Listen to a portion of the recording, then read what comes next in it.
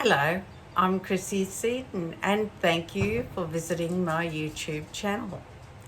Today in this video we are continuing on with the book called To Perfect the World, and there will be a link in the description box below regarding this book and any other relevant references associated with this video.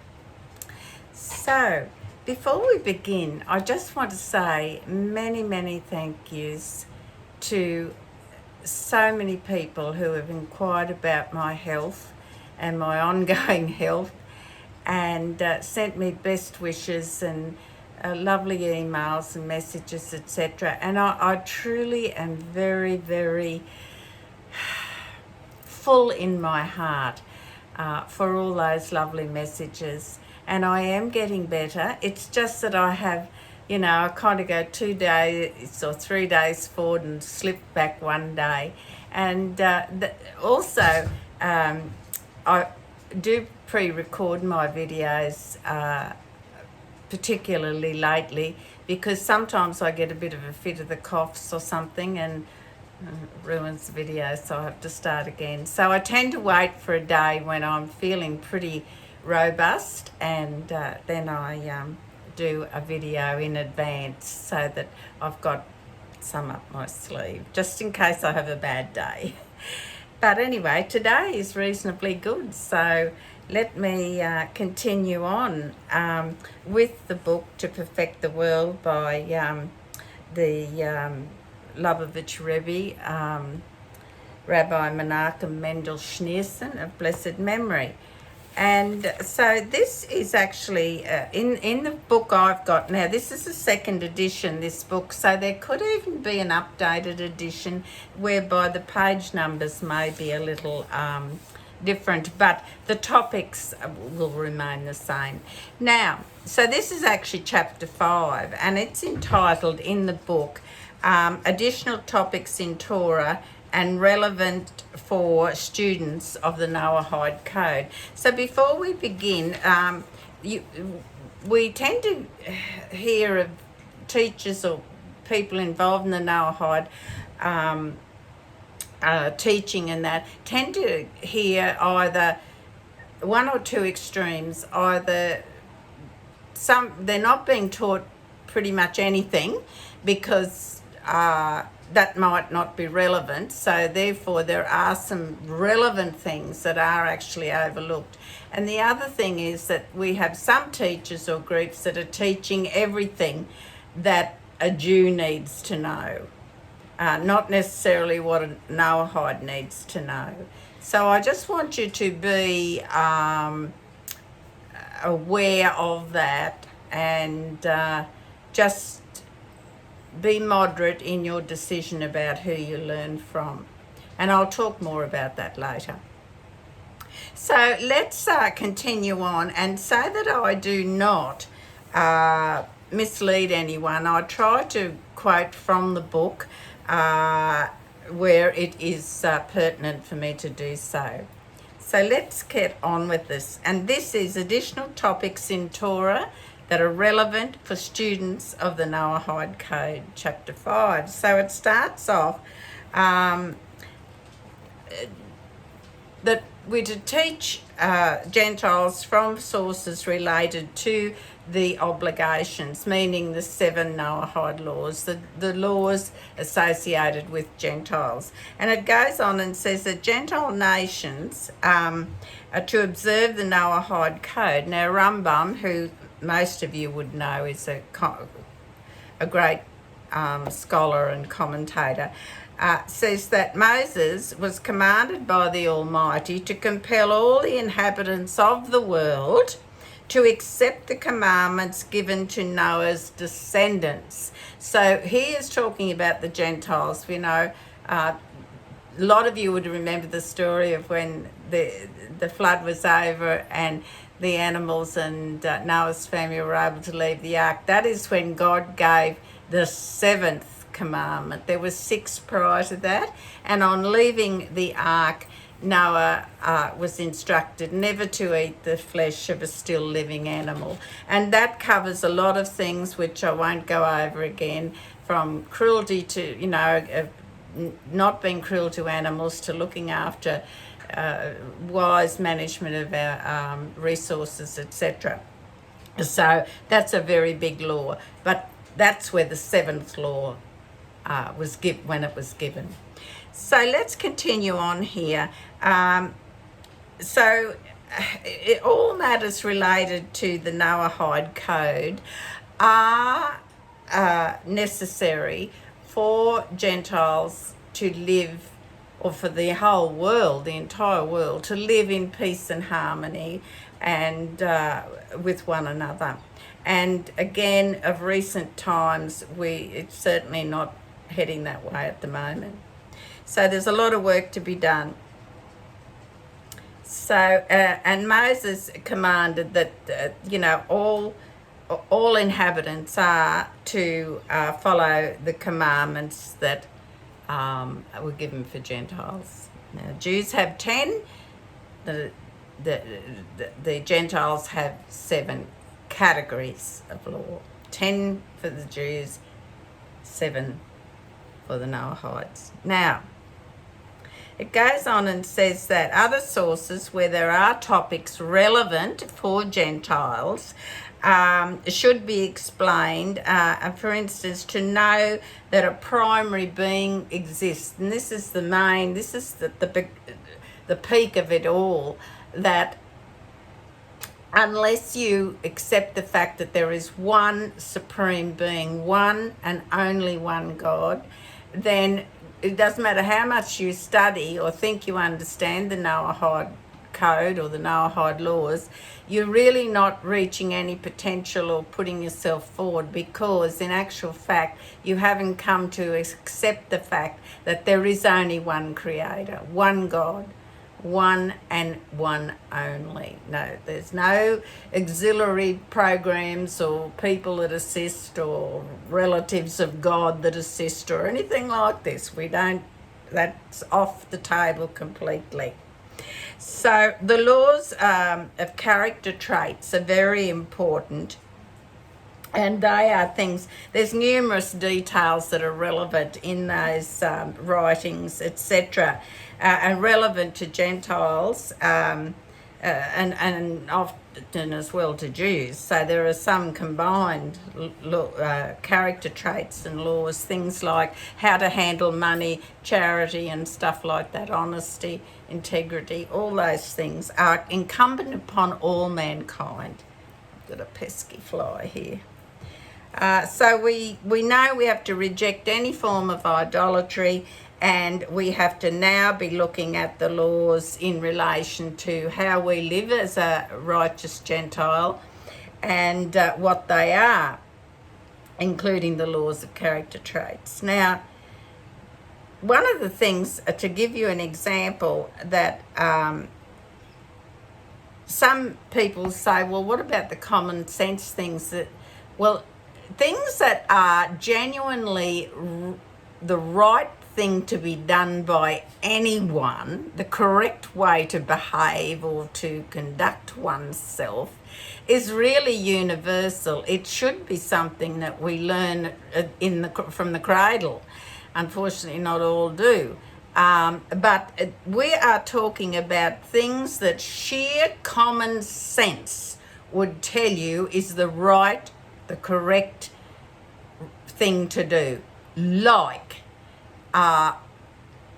being kind to someone, saying manners like saying thank you, giving kindness in the form of charity, be it charity with your time or with money if you have it. These are just common civilized actions that people, if they believe in one God and the goodness of God and the overpowering authority of God, then these are things that you kind of almost read with, or kind of seem to really be within. We kind of know that that's the right thing to do. well, I might add, there probably are some people that disregard that. But if you believe there is one true creator, one and only God, then by nature of that belief and where you've positioned yourself there in that truth, then there are things that will come natural to you, the good things. So let me move along now. Now, Jewish activity is encouraged, of course, in influencing Gentiles in the study of their 7 Noahide laws, and certainly introducing and encouraging Gentiles to adopt the 7 Noahide laws. But that doesn't mean we as Noahides just sit back and do nothing and say we'll let the Jews do it all. Those of us who know right from wrong and are committed Noahides, we should also be making that, helping and assisting the Jews in this task as well. The more that help, the better and quicker the message will flow. So what we're doing, this activity to influence the Gentiles to follow the Noahide codes, is all in this lead up to preparing the world for the fulfillment of the prophecy that God said. And again, I'll leave descriptions below where the references are. For then I, God, will turn the peoples to pure language, so that all will call upon the name of God to serve him with one purpose. So people often wonder, how will we understand each other and things like this. Well, you know what? God in his wisdom has got everything under control. We won't need to worry about that because we're all going to be speaking the one language. So there will be no excuse for people saying, I didn't understand or I couldn't understand it and things like this. There'll be no mistaking. And we go on and it says that the Torah was given in order to make peace in the world and for the whole world. And a scholar, Rambam, some of you will have heard of him, his ruling requiring us to influence all, meaning Jews, to influence all the Gentile nations to abide by the 7 commandments with all their details. And it goes on and says that even the well springs of the Torah, and not just the Torah law conclusions, must reach outward until it reaches the Gentile nations. So in other words, the Torah is certainly given to the Jews, but within that there are mandates, instructions how that's Torah is to be disseminated to the Gentiles. So they have an order to do that, but we also that know the right thing to do and do follow the Noahide code, we need to be conscious of that. And right now the Jews need as much help from us too, given what's going on in the world at the moment. And it goes on and says that influencing the Gentile nations now in the Messianic era. Now, the whole, how shall I say, challenge and work that will be involved is to improve the entire world. In other words, God said, for then I, God, will turn the peoples into pure language so that all will call upon the name of God to serve him with one purpose. So it's pretty plain, isn't it?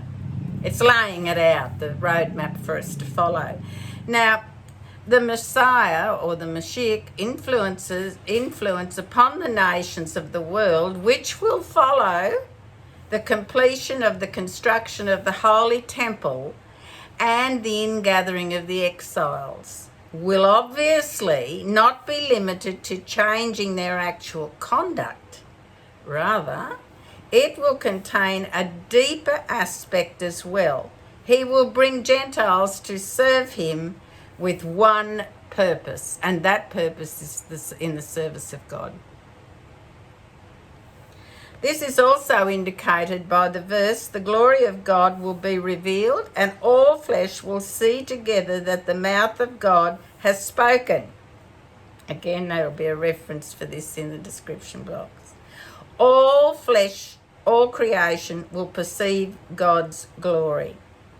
It goes on and further adds that nations will follow the light of the Jewish people, which is the light of Torah. So when they talk about the light of the Jews, they're talking about the wellspring of that is the Torah. The Torah was commanded to us, the Jewish people it's talking about, by Moses. Nevertheless, it also included the commandment, the nations will follow your light. So see how as we go along with each step of this book, we gain more insight, but also it compacts and verifies the common sense of it all. It's not rocket science, really, is it? Thus, when Mashiach arrives, not only will the nations undertake to follow the Noahide code in practices, but they will also enjoy a more lofty divine revelation. So our relationship with our Heavenly Father is going to be much, much more enriched than we have now or that we could even imagine.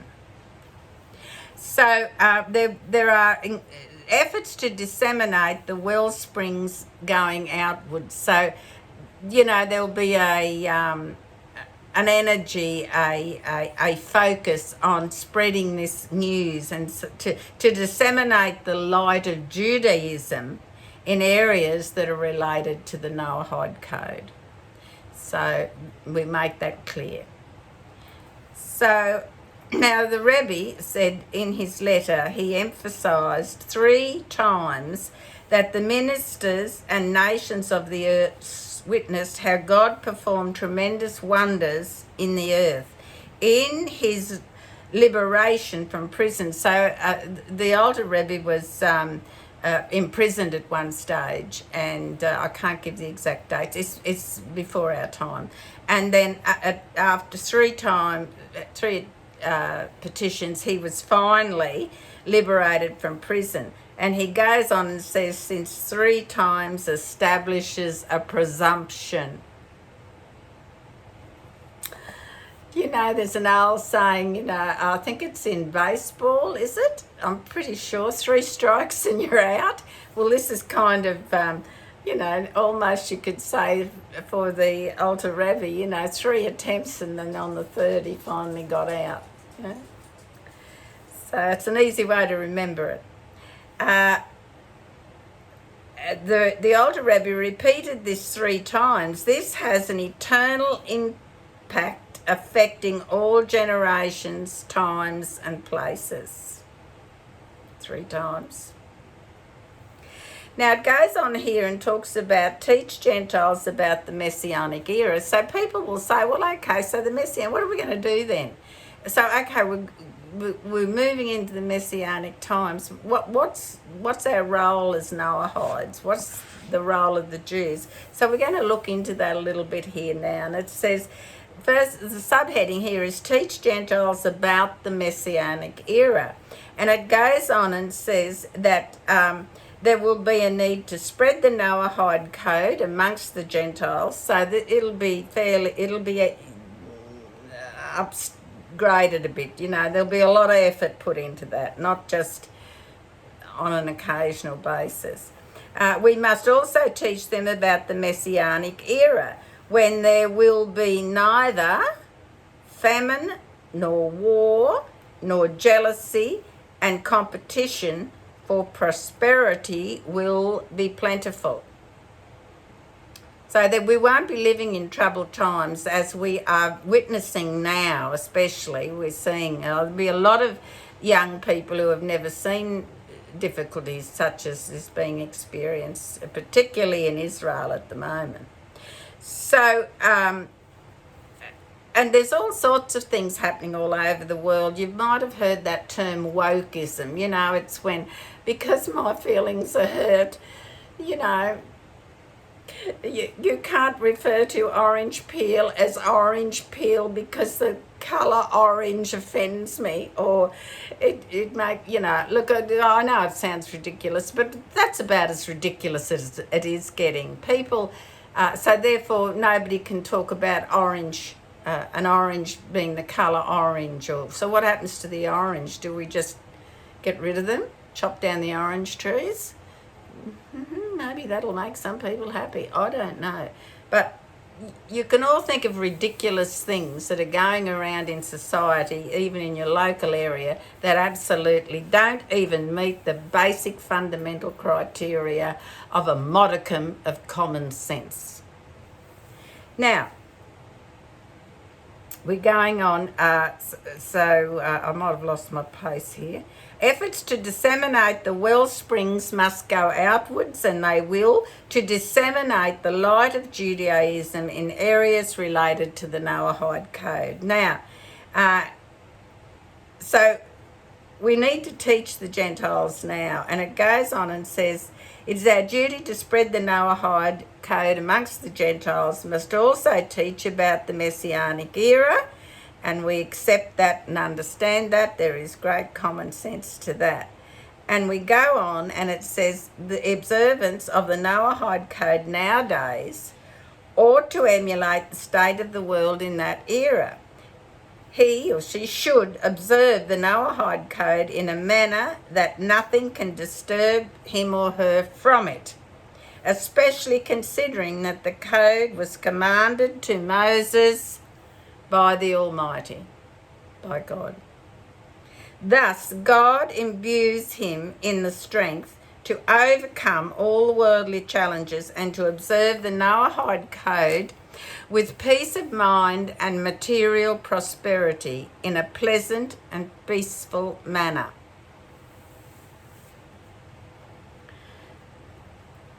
Now, it continues on. We need not elaborate upon the importance of teaching Gentiles about the Messianic era, as this is obvious to everyone, including the Gentiles, and I think we'd all agree with that. It is impossible to serve God fully under conditions of famine, war, and other similar obstacles in human nature for Jews and Gentiles alike. So in other words, whether we're Jew or Gentile, when things are not going according to God's plan, it's difficult for us to do sometimes the most basic things. It is true that Gentiles may not deeply study areas of the Torah unrelated to the Noahide Code, and the belief in the Messianic era is not in itself part of that code. However, explanations of the Messianic era is relevant to that code, inasmuch as it increases the code's observance. It encourages settling in the world in a manner that resembles the Messianic era. Most importantly, prepares us for it. So we now should be starting to conduct ourselves in an area that we, of what we understand the Messianic era will come to be like. We should be refining ourselves towards that as Gentiles. Now, I want to just say in conclusion to this chapter, you may well be asking yourself the question, well, okay, we know there's certain things to do with the 7 Noahide laws that Gentiles are meant to study and know about in Torah. And then there are some additional things, such as the example given here, the Messianic era, what to expect, what should we be working towards, etc. So therefore, and then there are other things that are strictly only for the Jews that we have no need to understand, or we might just want to have a brief explanation to know what it means, and that's it. It's not for us to do. Things like the strict observance of the seventh day. That is for the Jews. It's not for the Gentiles. I've talked about that at length in other videos. So you may well now be thinking, well, okay, Chrissy's explained all this. Well, then who do I actually learn from? Who do I actually trust to give me the correct information that is related to what a Noahide should know, and yet not delving into things that is really only for the Jewish people? Who do I trust as a teacher? All right, some of you probably already have a teacher that you trust, that abides by these rules or follows these guidelines. But I will promise you that in the next video that I will do, we're going to look into what is a trustworthy teacher. What are the characteristics of that trustworthy teacher? Now, I have sort of touched on this subject before, and but I just feel it's pertinent to perhaps revisit that topic in association with what we're learning at the moment. So in the next video, that will be what I will concentrate on. How do you find a trustworthy teacher that's going to teach you what a Noahide needs to know, and particularly in relation to what the future holds, what's the future direction for us as Noahides, etc. So I look forward to presenting that all to you next week. Or in my next video, whichever comes first. And again, as I said, I still have moments where I kind of have to make my videos in advance because I can't always have I might have a fit of the coughs or something, so it's a bit hard to make a live, it's impossible nearly to make a live video for me now. And I'll tell you, if I don't get rid of this fly soon, I won't be thinking nice thoughts about it. It's very sticky and humid here in Australia at the moment. Now, there are things that we need to look at and be realistic about. And let's face it, there are good and bad teachers in whatever topic or walk of life we live in.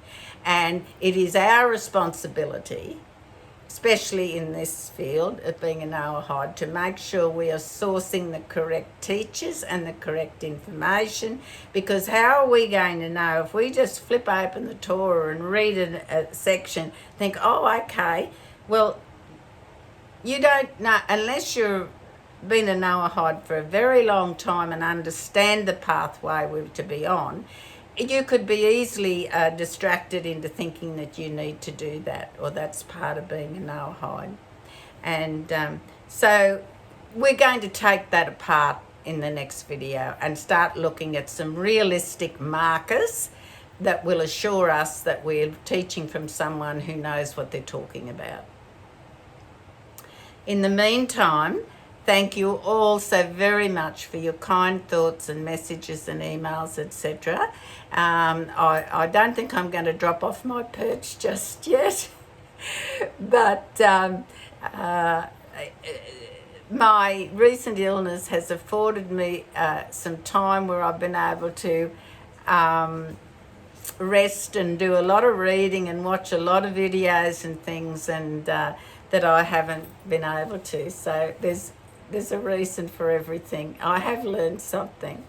Most of all, everything comes from our Heavenly Father. Everything, the good, the bad, and the ugly. All is good. It's all good. Please take care, and God bless.